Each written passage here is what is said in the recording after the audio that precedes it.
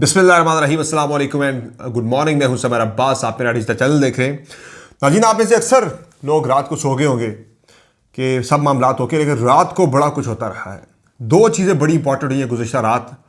एक तो जनाब बड़ी देर तक जो समात साइफ़र केस की कल सुबह शुरू हुई थी इमरान खान के ख़िलाफ़, साइफ़र और तोशाखाना की। तोशाखाना दिन में ख़त्म हो गया, साइफ़र की समात रात गए तक जारी रही है। तकरीबन कोई 10-11 बजे तक बताया जा रहा है कि ये समात जारी रही है। मिडनाइट के करीब भी कुछ लोग कह रहे हैं कि ये चली है। तकरीबन 13-14 घंटे ये केस चला है और 12 घंटे तक तो सिर्फ जो है वो साइफ़र केस की जो है वो समात चली है, विच इज़ क्वाइट स्ट्रेंज कि इतनी जल्दी में जज साहब जो है उन्होंने एक ही दिन में सारे गवाहान के बयान जो हैं वो रिमेनिंग थे वो सारे निपटा दिए हैं। अब 1-2 दिन में जो है वो इस पर मेरे ख्याल से फैसला लगता है कि साइफ़र केस का आ जाएगा अगले चंद दिनों के अंदर। दूसरी जो इंपॉर्टेंट डेवलपमेंट हुई जनाब वो हुई है जी मच बलूचिस्तान में दहशतगर्दों ने 3 जानिब से कोऑर्डिनेटेड अटैक किया और बड़ा खौफनाक किस्म का अटैक हुआ जिसमें रॉकेट्स फायर किए गए, फायरिंग हुई, बम फेंके गए, सब कुछ किया गया। लेकिन अल्हम्दुलिल्लाह हमारे अफवाज ने इस हमले को नाकाम बनाया। हमारे जवानों ने जो लड़े, जवान और अफसरान।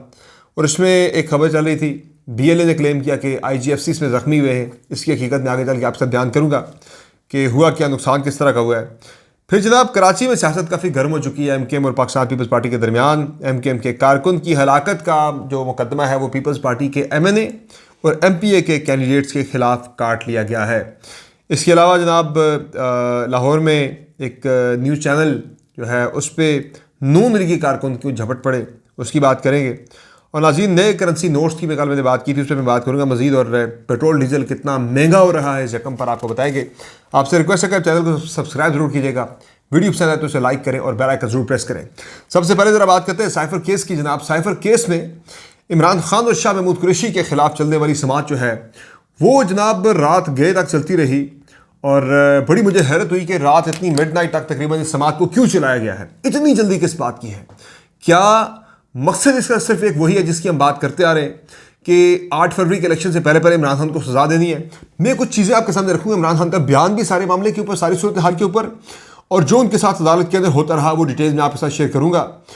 इसमें जनाब हुआ ये है कि जो साइफ़र केस है इसमें समात जो है वो रात देर तक चलती रही, जिसमें मज़ीद 11 गवाहान के बयानात पर जेरा मुकम्मल कर ली है उन रियासती, उन हुकूमती वकीलों ने जो जूनियर्स भी हैं कि जिन्हें इमरान खान ने जिन पे अदम एतमाद का इजहार किया हुआ है, जिन्हें वो मानते नहीं कि भाई ये मेरी तरफ से मेरा केस में जरा करें। जो इसमें जो सरकार के जो वकील हैं उनकी जो इस्तिगासा के वकील के जो गवाहान हैं उनके ऊपर इसमें 11 गवाहान के बयानात जो हैं उन पर जरा मुकम्मल उन्हीं स्टेट काउंसिल जो हैं उन्होंने की है इस पर। फिर साइफ़र केस में मजबूरी तौर पर 25 गवाहान के बयानात पे जो है उन पर जरा मुकम्मल हो चुकी है। और अब गवाहान पर जरा के बाद मुल्ज़मान के 342 के बयानात रिकॉर्ड करके सवालनामे रिकॉर्ड करने के लिए सवालनामे तैयार किए जाएंगे। तो सवालनामा जो है वो इत्तला जी आ रही है कि वो सवालनामा भी आज दे दिया गया है इमरान खान को और शाह महमूद कुरैशी को, जिन्होंने इस केस का आज बाइकआउट भी कर दिया था। साबिक सेक्रेटरी खारजा सुहेल महमूद, साबिक प्रिंसिपल सेक्रेटरी आज़म खान, साबिक सेक्रेटरी दाखिला यूसुफ नसीम खोखर के बयान पर जरा मुकम्मल हो गई है जो गुज़िश्ता दिन हुई है। फिर साबिक सेक्रेटरी दाखिला अकबर दुरानी, अमेरिका में साबिक सफ़ीर असद मजीद खान के बयान पर भी जरा मुकम्मल कर ली गई है। आज़म खान के बयान पर हो चुकी है जरा, आज़म खान के ऊपर भी, और गवाहान के बयान पर जरा स्टेट डिफेंस काउंसिल वही जो सरकारी वकला उन्होंने की है। अच्छा, इसमें फिर ये हुआ है जनाब कि बड़ी लंबी दास्तान है, ये सुबह से क्या होता रहा उसका मैं कुछ एक क्रक्स आपके सामने रखता हूँ कि इस पर शाह महमूद कुरैशी ने एतराज़ उठाया जब ये शुरू हुई। सरकारी वकला ने जब शुरू की, उन्होंने कहा जी हमारे मुकला यहाँ पर मौजूद हैं, उनके ज़रिए जरा कराई जाए। तो ये कौन है, ये क्यों जरा करेंगे? मैं यहाँ मौजूद हूँ सिकंदर जुल्करनैन जो कि गवाह हैं, जो वकील हैं शाह महमूद कुरैशी और इमरान खान के।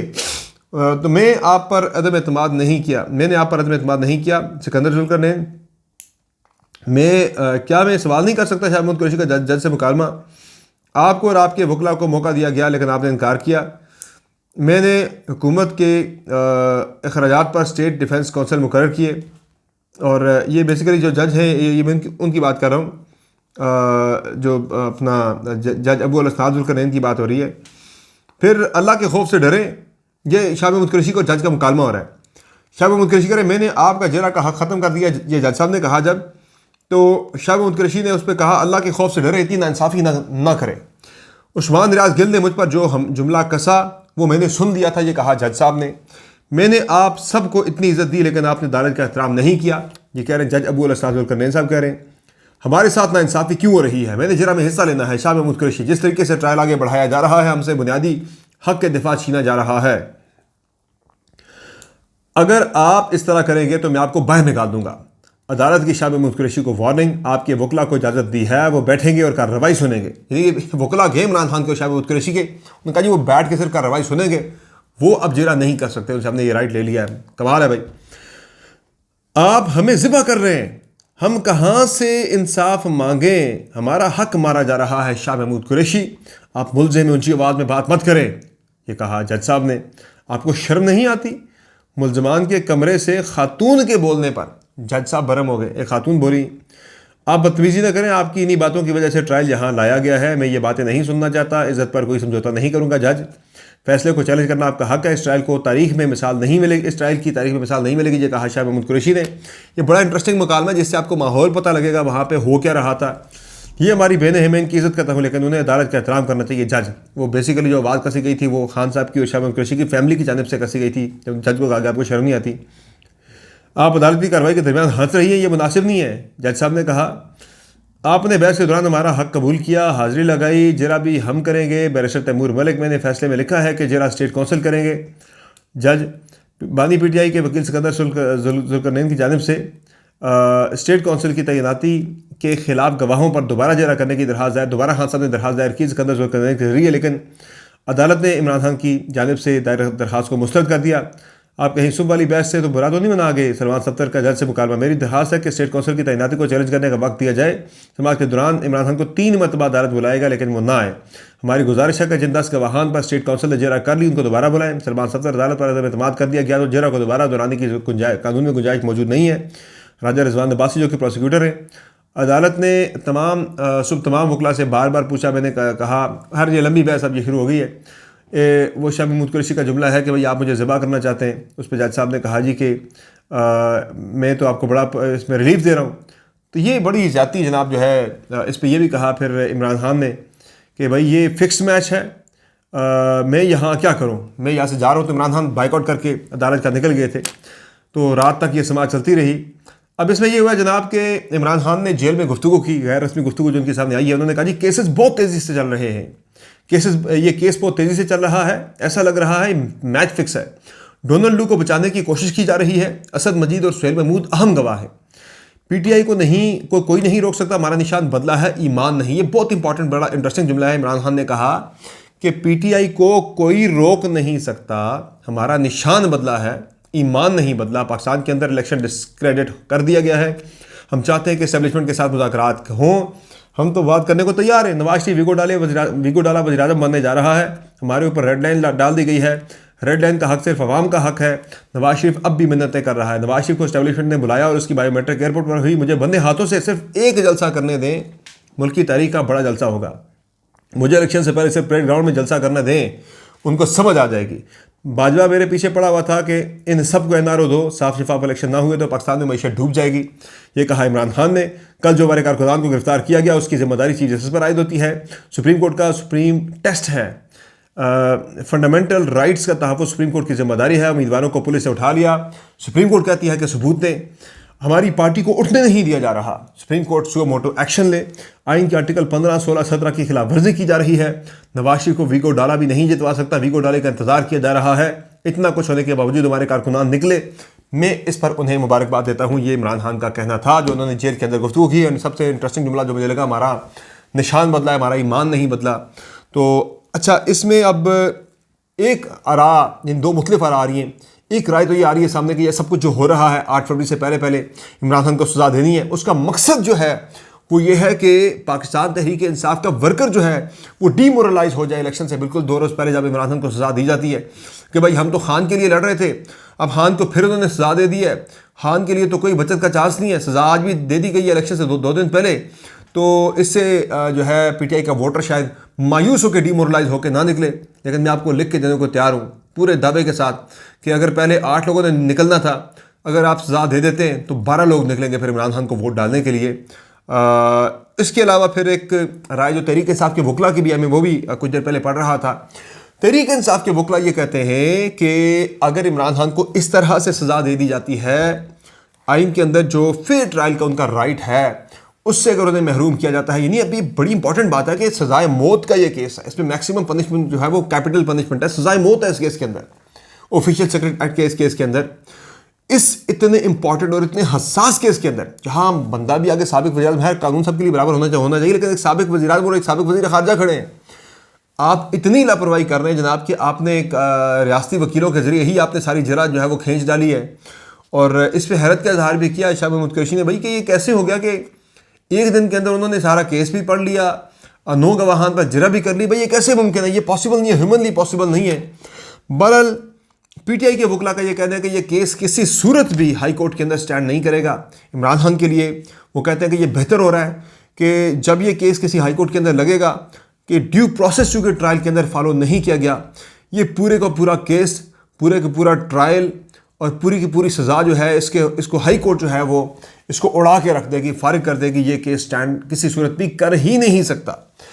चलें, ये इस पे पीटीआई वाले मुतमईन है कि भाई खान साहब को वक्ती जो है वो सज़ा दे दी जाएगी, लेकिन आगे चल के अपील के मरहले पे इसका फ़ायदा इमरान खान और शाह महमूद कुरैशी दोनों को होगा। दूसरा जनाब, जो रात की जो दूसरी बड़ी इंपॉर्टेंट डेवलपमेंट थी वो थी मच बलूचिस्तान के इलाके में दहशतगर्दों ने, BLA के दहशतगर्दों ने, जिनमें असलम अच्छू ग्रुप था और एक और ग्रुप था, जिन्होंने 3 मुख्तलिफ जगहों से एक कोऑर्डिनेटेड उन्होंने अटैक किया है मच के ऊपर, जिसमें पहाड़ों से रॉकेट भी फायर किए गए। FC का जो मतलब का हेडक्वार्टर है मच के अंदर, वहाँ अटैक हुए।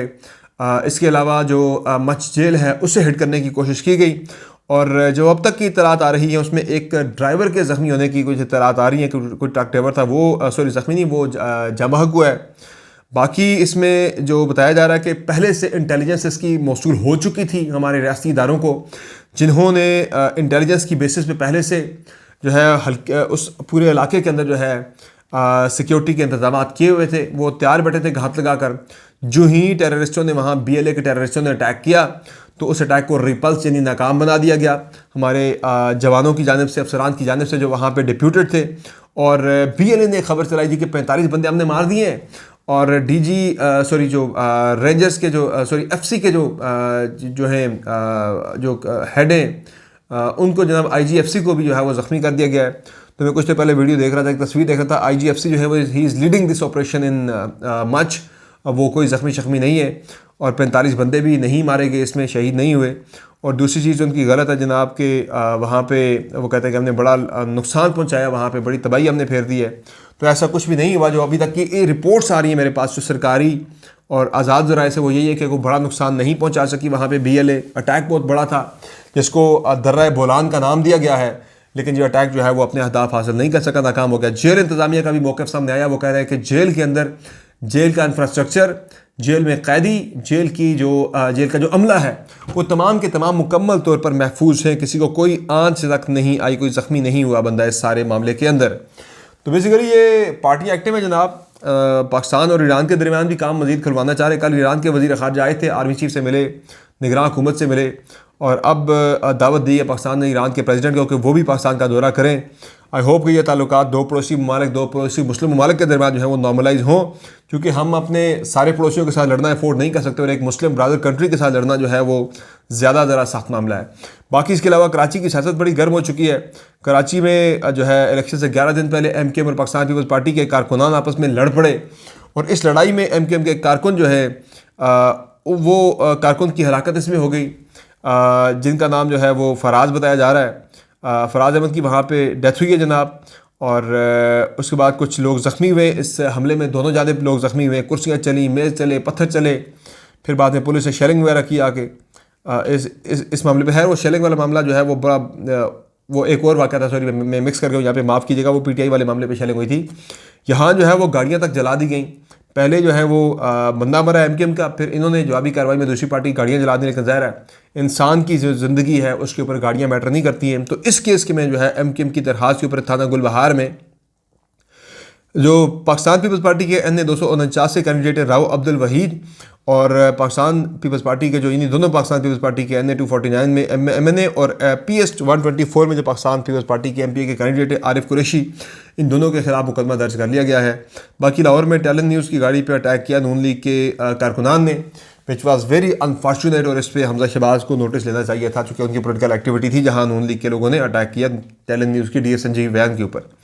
फिर कल गवर्नर स्टेट बैंक ने प्रेस कॉन्फ्रेंस की, उन्होंने बताया कि नए करेंसी नोट ला रहे हैं, पाकिस्तान के अंदर जितनी पुरानी करेंसी है सारी की सारी को ख़त्म करें, लेकिन भारत की तरह एब्रप्ट नहीं करेंगे, पैनिक होने की जरूरत नहीं है। वो कह रहे हैं ग्रेजुअली होगा, मार्च तक हमारा प्लान है कि हमने इसको अचीव करना है। और उसकी वजह ये बताई गई है कि वो कहते हैं कि पाकिस्तान के अंदर बहुत ज़्यादा जाली करेंसी आ गई है, जाली नोट बहुत ज़्यादा बन रहे हैं पाकिस्तान के अंदर, इसलिए आलमी स्टैंडर्ड्स के मुताबिक जो है पाकिस्तान के अंदर नए करेंसी नोट छापे जाएंगे, पुरानी करेंसी जो है वो सारी ख़त्म हो जाएगी। तो हर करेंसी जो है वो 10 रुपये से लेके 5000 के नोट तक वो सारी की सारी तब्दील की जाएगी, जिसमें नए फीचर मुतारिफ करवाए जाएंगे ताकि फेक नोट, जाली नोट जो है वो फेक करेंसी ना बन सके। तो ये अपडेट से बाकी पेट्रोल डीजल के वाले से बुरी खबर है पाकिस्तानी अवाम के लिए। फ़िलहाल अब तक की जो समरी है वो पेट्रोल की 10 रुपये की गई हुई है, 10 रुपये कीमत बढ़ानी है, डीजल की 6 रुपये 50 पैसे कीमत बढ़ाने की समरी गई हुई है। लेकिन मुझे लगता नहीं है कि इलेक्शन से पहले आल्दो निगरान हुकूमत बैठी हुई है, लेकिन निगरान हुकूमत के वाले से भी एक राय है देखो कि ये नून लीग के लिए ज़्यादा फेवरेबल है।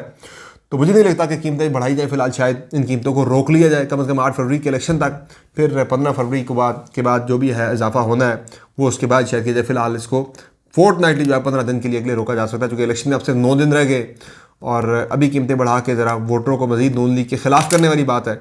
अगर नहीं बढ़ती कीमतें तो उससे भी फिर आपको काफ़ी चीज़ों का अंदाज़ा हो जाएगा। हमारी दुआ है कि नहीं बढ़नी चाहिए कीमत, लेकिन कुछ कनेक्शंस आपको बड़े वाज़ेह तौर पर नजर आना शुरू हो जाएंगे इस पेट्रोलियम मसलाती कीमतों के हवाले से भी।